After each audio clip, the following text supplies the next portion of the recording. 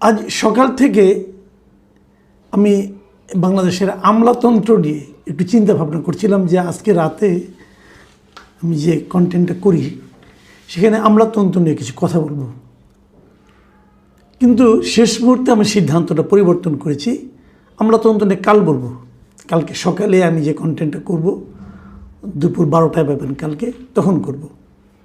কেন আমি সিদ্ধান্তটা চেঞ্জ করলাম সেটাকে বলি। আমি এখানে বসার আগে, রেকর্ডিংয়ে বসার আগ মুহূর্তে আমি একটু পত্রিকাগুলো দেখছিলাম এবং বিশ্বাস করেন একটা পত্রিকার একটা নিউজ পড়ে, মিডিয়ার একটা নিউজ পড়ে অনলাইনে আমি আসলে স্থির থাকতে পারিনি। আমার কাছে মনে হয়েছে এই বিষয়টা আপনারাও দেখেছেন, তবে এই বিষয়টা নিয়ে আপনাদের সঙ্গে আমি একটু আমার মতটাকে শেয়ার করতে চাই। আমি একটু বুঝতে চাই যে রাষ্ট্র আসলে কার জন্য। আমি বুঝতে চাই রাষ্ট্রের যে ইনস্ট্রুমেন্টগুলো আছে, বিচার বিভাগ, প্রশাসন, আইন শৃঙ্খলা বাহিনী, এরা আসলে কার জন্য কাজ করে। এদের একমাত্র বৈশিষ্ট্য কি অমানবিক হওয়া?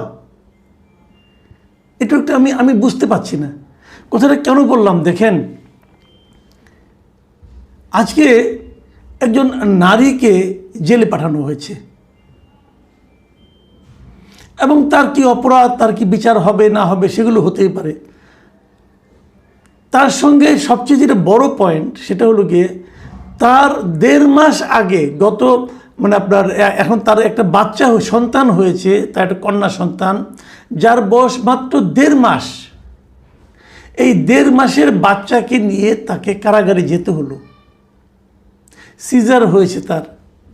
আপনাদের এখন আজকাল কিন্তু সবার বাড়িতেই আমাদের মা, আমাদের বোন, আমাদের কন্যা সিজারের মাধ্যমে অপারেশন ম্যাক্সিমামটা সময় হয়। এই মুগদা হাসপাতালে উনি সিজারের মাধ্যমে অপারেশন হয়েছে, মুগদা হাসপাতালে হয়েছে। তার বড় কোনো ক্লিনিকে হয় না, উনি যে বিশাল ধনাঢ্য ব্যক্তি তাও নয়, সরকারি একটা হাসপাতালে। এবং তার বাচ্চাটা বুকের দুধ খায়, তাকে নিয়ে উনি জেলে গেলেন, কারাগারে গেলেন। ওনার সেলাই এখনও শুকায়নি, পেটের সেলাই, উনি ভালোভাবে বসতে পারেন না। ওনার অপরাধটা কি? ওনার অপরাধ তো এখনও প্রমাণ হয়নি, ওনার বিরুদ্ধে অভিযোগটা কি একটু শুনেন। আমরা যে জুলাই আন্দোলন হয়েছিল 2024 সালে, আজকে থেকে প্রায় 2 বছর আগের কথা, সেই জুলাই আন্দোলনে ঢাকা বিশ্ববিদ্যালয়ের একজন শিক্ষার্থী তাহমিদ মুবিন রাতুলকে একটা হত্যার প্রচেষ্টা করা হয়েছিল এবং হত্যা প্রচেষ্টার পর সে হাসপাতালে ভর্তি হয়েছিল। এই হত্যা প্রচেষ্টার মামলায় এই যুব মহিলা লীগের কর্মী ছিলেন এই শিল্পী বেগম, এই যে 1.5 মাস বয়সী কন্যা সন্তানের মা শিল্পী বেগম। উনি একজন যুব মহিলা লীগের কর্মী, কোনো পদধারীও কিন্তু না, উনি কোনো পদেও থাকেন না। এই কর্মীকে সেই মামলায় গ্রেপ্তার করা হয়েছে গত সোমবার, আজকে মঙ্গলবার, গতকালকে ওনাকে গ্রেপ্তার করা হয়েছে।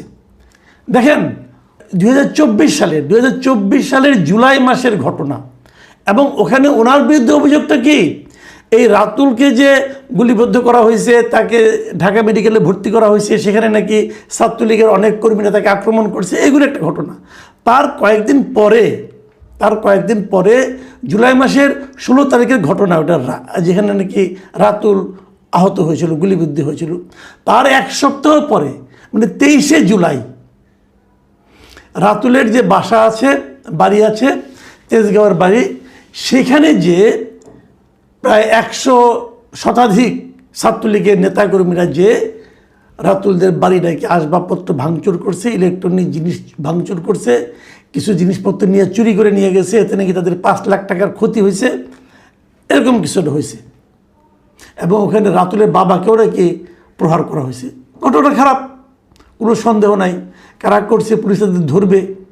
কিন্তু এই ঘটনা নিয়ে জুলাই হয়েছে, তারপরে জানুয়ারি মাসে, জুলাইয়ের পরে জানুয়ারি মাসে 5 মাস 6 মাস পরে 25শে জানুয়ারি 2025 সালের 25শে জানুয়ারি এই ঘটনাকে কেন্দ্র করে একটা মামলা করা হয়েছে। সেই মামলার আসাদুজ্জামান খান তৎকালীন স্বরাষ্ট্রমন্ত্রী সে সহ 103 জনকে আসামি করা হয়েছে এবং তার মধ্যে 120/30 জনকে অচেনা, তাদেরকে চেনে না, অচেনা তারা, এরকম সহ তাদেরকে আসামি করা হয়েছে। সেই আসামিদের মধ্যে একজন হলো এই শিল্পী বেগম। তাকে এতদিন পরে সেই 2025 জানুয়ারিতে মামলা হয়েছে, জানুয়ারির পর পুরো বছর গেছে, 2026 এপ্রিলে এসে শিল্পী বেগমকে তেজকুনিপাড়া রেলওয়ে কলোনি থেকে পুলিশ গ্রেপ্তার করেছে গতকালকে। ভাবুন একবার, তাহলে ঘটনাটা কি শিল্পী বেগম নাকি ওই যে 120-30 জন লোক যে রাতুলদের বাসায় যে ভাঙচুর করেছিল, 5 লাখ টাকার ক্ষয়ক্ষতি করেছিল, সেই ঘটনায় নাকি শিল্পী বেগম নাকি তাদেরকে নির্দেশ দিয়েছে যে তোমরা এগুলি ভাঙো। শিল্পী বেগমকে যুব মহিলা লীগের 26 নম্বর ওয়ার্ডের একজন কর্মী, মানে খাতা কলমে তার নাম নাই, সে নাকি কর্মী একজন। এই হলো শিল্পী বেগমকে, পুলিশ তাকে ধরে নিয়ে গেছে আদালতে এবং আদালতে নেওয়ার পর তারা বলছে যে এটার জন্য প্রচুর এখন করতে হবে, এই তদন্ত করতে হবে এবং এই তদন্ত কাজ শেষ না হওয়া পর্যন্ত শিল্পী বেগমকে কারাগারে আটক রাখা নাকি বিশেষ প্রয়োজন। এটাই তদন্ত, এই মামলার যিনি তদন্ত কর্মকর্তা তেজগাঁও থানার এসআই শেখ নজরুল ইসলাম, উনি এটা আদালতে বিচারককে বলেছেন যে একে আটকে রাখা বিশেষ প্রয়োজন, একে জামিন দেওয়া যাবে না। আদালতের যিনি মানে আপনার বিচারক, তিনি তার জামিন আবেদন নাকচ করে জেলখানা কারাগারে পাঠিয়ে দিয়েছে। এই হলো পুরো ঘটনা। যাওয়ার সময় শিল্পী বেগম কান্নাকাটি করেছেন, বলেছেন এই বাচ্চা আমি কীভাবে পালবো, বাচ্চাকে তোমরা রেখে দাও। তার ভাই, তার মানে ননদ, তার স্বামী, তার শাশুড়ি, ভাসুরেরা সবাই আদালতে ছিল, তারাও চেয়েছিল বাচ্চাটাকে রেখে দিতে, কারণ এই 1.5 মাসের বাচ্চা সে কী করে পালবে। তার নিজেরও নাকি হাতে ভাঙা, তার 2টা ছেলে আছে আরও, ওই ছেলের মধ্যে একজন নাকি হাতে ব্যান্ডেজ করা, হাত ভেঙে গেছে, হাড় বেড়ে গেছিলো, ওটার অপারেশন করছে। একটা ফ্যামিলি, যে ফ্যামিলি একজন লোককে যদি আপনি আদালতে নিয়ে যান অথবা কারাগারে নিয়ে যান, সেই ফ্যামিলির উপর ফ্যামিলি মোটামুটি তছনছ হয়ে যায়। আর যদি সেই ফ্যামিলির গৃহকর্ত্রীকে নেওয়া হয় তাহলে এই ফ্যামিলির কী অবস্থা হয়। আবার যদি সেই গৃহকর্ত্রীর একটা 1.5 মাসের বাচ্চা থাকে, দেখুন 1.5 মাসের বাচ্চা সহ মাকে আপনারা সবাই দেখেছেন, তার শারীরিক কন্ডিশন কি হয় আপনারা জানেন। এই বাচ্চাটাকে যে একা লালন পালন করা সম্ভব, সে তাও পারবে না।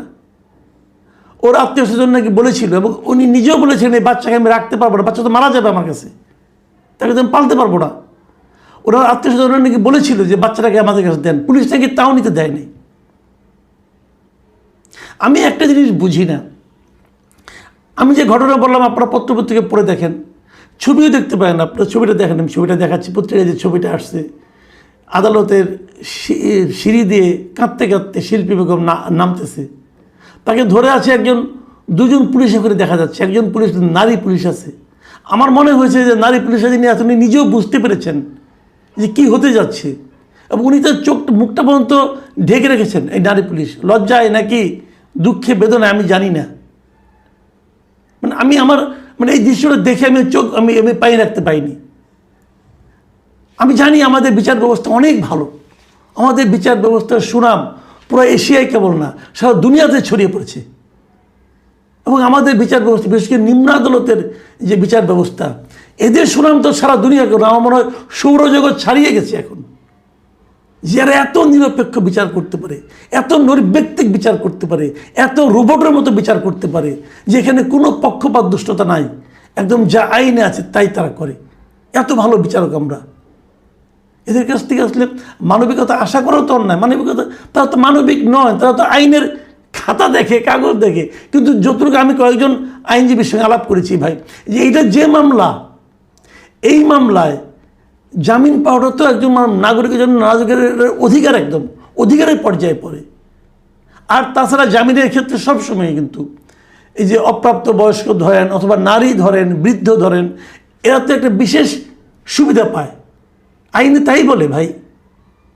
যিনি মাননীয় বিচারক, বিজ্ঞ বিচারক, ওনার নাম আমি বলছি না, নাম বলে উনি বলবেন যে ওনাকে আমি ব্যক্তিগতভাবে আক্রমণ করেছি, আমি নাম বলছি না, কিন্তু আপনাকে আমি প্রশ্ন করি ভাই, আপনি কি কোনো সন্তানের পিতা?